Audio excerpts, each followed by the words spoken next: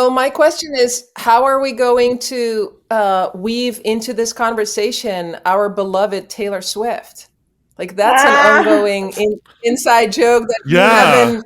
So I do have a question. I'm going to tie it to Taylor Swift.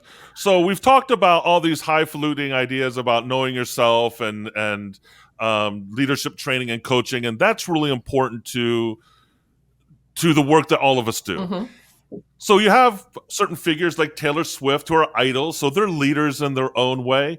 And so, you know, Zoe, you're a big Taylor Swift fan. Describe Taylor Swift's leadership style. well, she's very affiliative, if you haven't noticed. Like, she takes opinions from her fans about everything, and she holds these special fan meetings. And I don't know if you noticed what happened with Ticketmaster. So she's certainly a leader. Just because people couldn't get tickets for their concert because of Ticketmaster, now Ticketmaster is under research from Congress for having like illegal things going on, and they're thinking about, I mean, it's in the States, so I don't follow so closely, but I saw it on TikTok. So it was a very big thing. And if we talk about people who know themselves, I would say Taylor is definitely a person who knows themselves. And she literally released a song called Anti-Hero. And she literally talks in her songs about how she uses her benevolence and how she uses her extrovert to disguise her secret narcissism. How many people would just put that out there? I love that. And I would also say even her Instagram handle is, "Hi, it's me, I'm the problem," which is the quote from the Anti-Hero. And I think that very much along those lines is another song called Dear Reader. And she basically says, don't ever trust somebody who's, falling apart.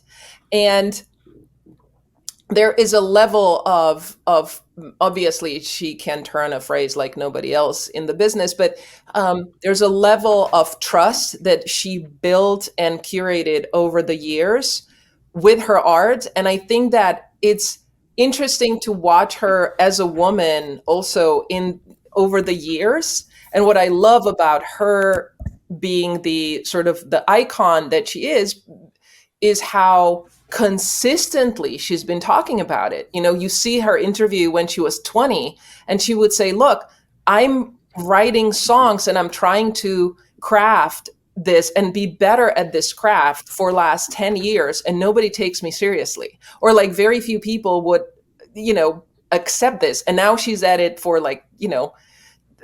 15 years, writing, consistently succeeding.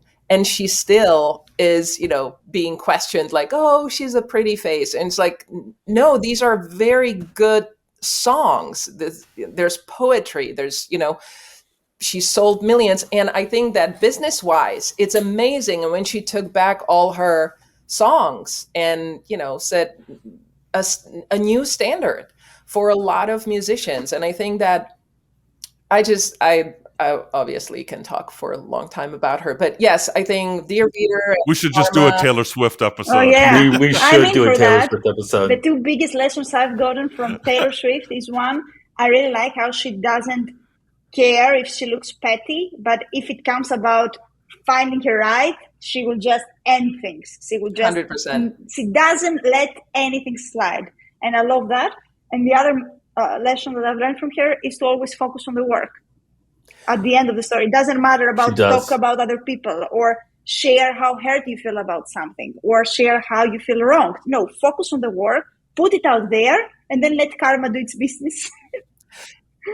I don't think it's any surprise that I'm not a Taylor Swift fan or not a fan. I don't know much about her, but obviously I know who she is. But I will say the moment that I appreciated her had nothing to do with music. Although I did watch a little bit of that documentary recently that my wife has told me I have to watch, so I'm now forced to watch it at some point in time here. But was that commercial where she was on the treadmill and she puts on her headphones and she face slams into it?